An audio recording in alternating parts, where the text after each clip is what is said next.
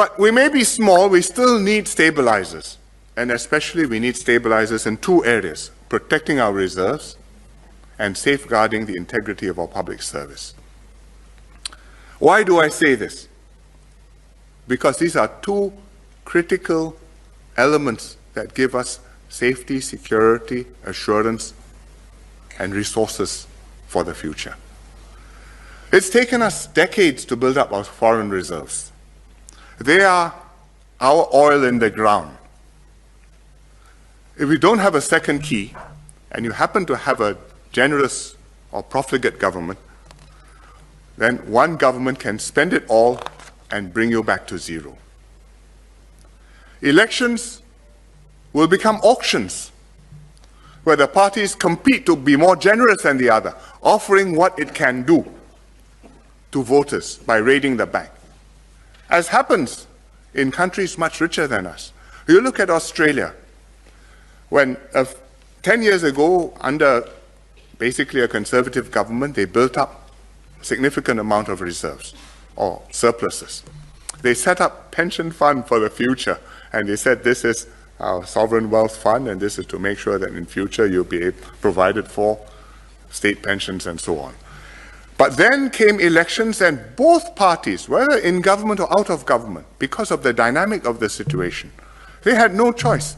One side offers something, the other side offers more, and back and forth. It's an auction. Today, the funds for the future have disappeared.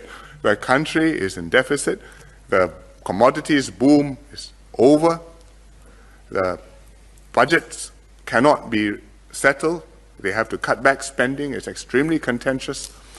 We are back where they were, all within 10 years. It can happen to Australia with all that wealth and resources. Think what can happen if it's Singapore. That's money. What about people?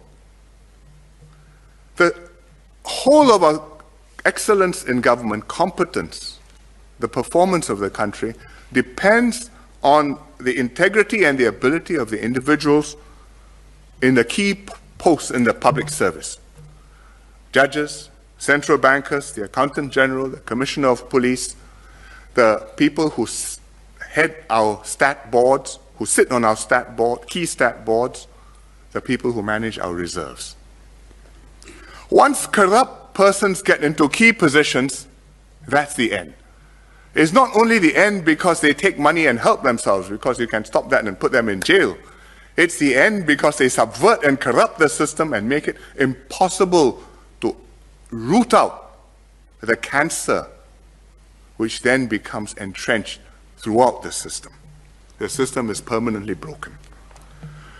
You look at other countries. President SBY, President Yudhoyono of Indonesia, used to lament publicly about the problem he had with what he called the judicial mafia. He doesn't mean the mafia on the streets. He means judges whom he could not trust for their integrity because they had become corrupt and they had become part of the problem.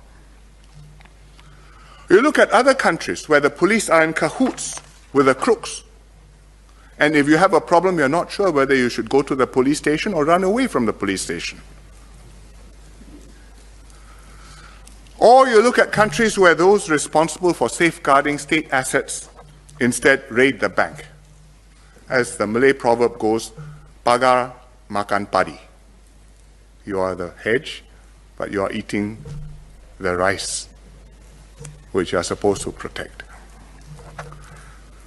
To prevent this, or at least to make this harder, this system needs a second key.